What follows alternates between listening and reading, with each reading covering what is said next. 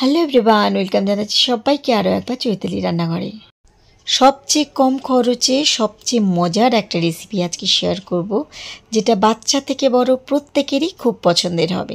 আমার আজকের recipe caramel pudding, যেটা বানানো খুবই সহজ। ঘরোয়া উপকরণে কয়েক মিনিটের মধ্যে তৈরি হয়ে যাবে এই পুডিং, যেটা আমার মনে হয় প্রত্যেকেই খুব সহজে বানিয়ে নিতে পারবে। তবে অনেকের কিন্তু ক্যারামেল পুডিং বানাতে গিয়ে নষ্ট হয়ে যায় বা ফেটে যায়।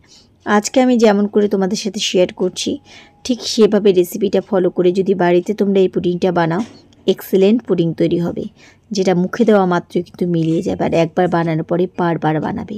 চলো দেখে নেওয়া যাক আমার আজকের রেসিপি। এই পুডিং বানানোর জন্য প্রথমে আমি এখানে 6 পিস ব্রেডের স্লাইস নিয়েছি। তোমরা এখানে হোয়াইট ব্রেড বা ব্রাউন ব্রেড যে কোনো রকমের ব্রেড নিতে পারো। ছোট ব্রেড, বড় ব্রেড, যেমন খুশি ব্রেডের স্লাইসগুলো তোমরা এখানে নিতে পারো। এবার নিয়ে নিচ্ছি এখানে একটা মিক্সারের জার। এবার এর মধ্যে আমি ব্রেডগুলোকে ছিঁড়ে ছিঁড়ে দিচ্ছি। ব্রেডের হোয়াইট অংশ বা কালো অংশ সব কিছু কিন্তু এখানে নেওয়া যাবে, কোনোটা কিন্তু বাদ দেওয়া যাবে না। এখানে আমি 6 পিস ব্রেড প্রথমে এভাবে ছিঁড়ে ছিঁড়ে টুকরো করে নিয়ে নিচ্ছি। এবার এর মধ্যে দিচ্ছি চিনি। মিষ্টিটা তোমরা কে কতটা পছন্দ করো সে বুঝে চিনি পরিমাণটা এখানে দেবে। আমি এখানে হাফ কাপ চিনি দিয়েছি। আর এখানে সাথে দিয়ে দিচ্ছি 2 ডিম। আর সাথে আমি এখানে ভ্যানিলা এসেন্স অ্যাড করছি। তোমরা যে কোনো ফ্লেভার অ্যাড করতে পারো, আর ফ্লেভার না থাকলে তোমরা এখানে 2 এলাচ দিতে পারো। দিয়ে দিচ্ছি এখানে নর্মাল 1 কাপ লিকুইড দুধ। তোমরা এখানে উষ্ণ গরম দুধ বা নর্মাল দুধ যে কোনো রকমের দুধ এখানে ব্যবহার করতে পারো। খুব ভালো করে এবার সব কিছুকে একসাথে মিশিয়ে নিচ্ছি। মেশানো আমার এখানে খুব ভালোভাবে হয়ে গেছে।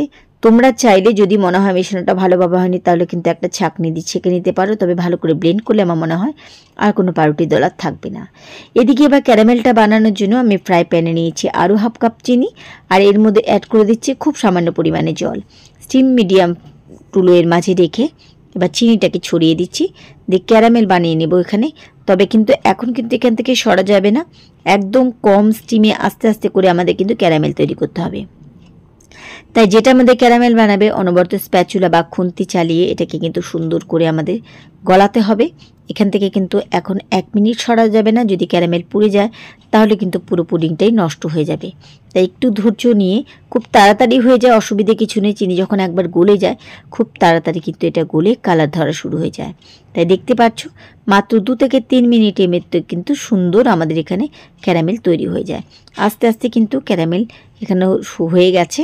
এবার আমি গ্যাস ওভেন বন্ধ করে দিচ্ছি। তবে গ্যাস ওভেন বন্ধ করে দেওয়ার পরে কিন্তু এখানে নাড়া ঘাটা বন্ধ করা যাবে না। কন্টিনিউ কিন্তু আমাদেরকে এভাবে স্প্যাচুলা বা খুন্তি চালিয়ে এটাকে আস্তে আস্তে করে একদম ঠান্ডা করা যাবে না, তবে এভাবে কিন্তু নাড়তে হবে।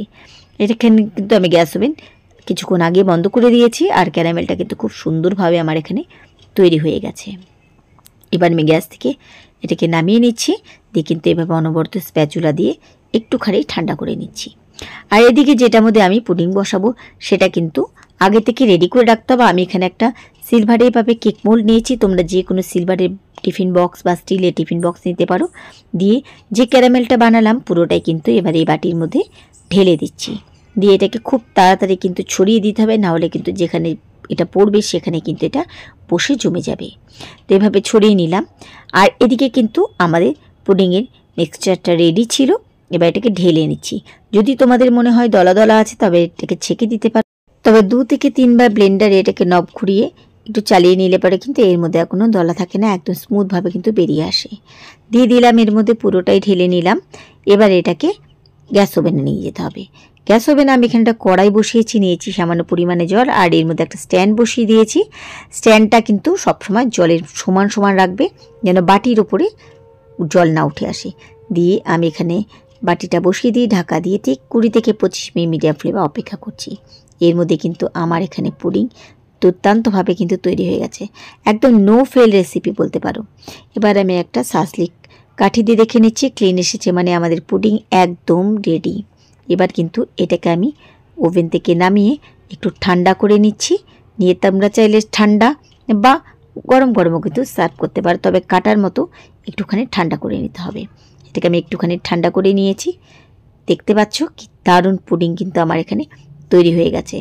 এটা বাচ্চা পার্টি বলো বা বড়দের পার্টি বা সন্ধেবেলার টিফিনের জন্য কিন্তু দুর্দান্ত একটা লোভনীয় ডেজার্ট তৈরি হয়ে গেছে। এবার এটাকে আমি বাটি থেকে ডিমোল্ড করে নেব, সেজন্য ছুরি দিয়ে প্রথমে 4-5টা একটুখানি কেটে নিচ্ছি। এবার একটা প্লেট উপরে বসিয়ে দিয়ে আস্তে করে এভাবে দেখো একটুখানি ট্যাপ করলে কিন্তু এটা নিজে থেকে খুলে চলে আসবে। দেখতে পাচ্ছ কি দুর্দান্তভাবে আমার এখানে আজকের ব্রেড পুডিং একদম রেডি। আশা করি এভাবে যদি তোমরাও বাড়িতে ব্রেড পুডিং বানানো যেমন সহজ দেখালাম সে পদ্ধতিতে আমার মনে হয় প্রত্যেকেই খুব সহজে বানিয়ে নিতে পারবে, বানানো কোনো রকম অসুবিধা হবে না। আর বানাতেও কিন্তু এমন কোনো বেশি সামগ্রী লাগে না। তাই ঝটপট আমার মনে হয় যে রেসিপিটা দেখা মাত্র কিন্তু তোমরাও বাড়িতে ট্রাই করবে। আর এতটাই সফট হয় যে মুখে দেওয়া মাত্র কিন্তু মিলিয়ে যায়, তাই এটা বাচ্চা থেকে বড় সবারই কিন্তু খুব পছন্দের হবে। তাহলে কেমন লাগলো আমার আজকের রেসিপি অবশ্যই কিন্তু তোমরা কমেন্ট করে জানাবে। আর রেসিপি ভালো লাগলে বরাবরের মতো কিন্তু লাইক শেয়ার করতে ভুলো না। তাহলে আজকের মতো সবাইকে ধন্যবাদ জানিয়ে এখানে বিদায় নিচ্ছি। ফিরে আসবো আবার অন্য কোনো রেসিপির সাথে অন্য কোনো দিন।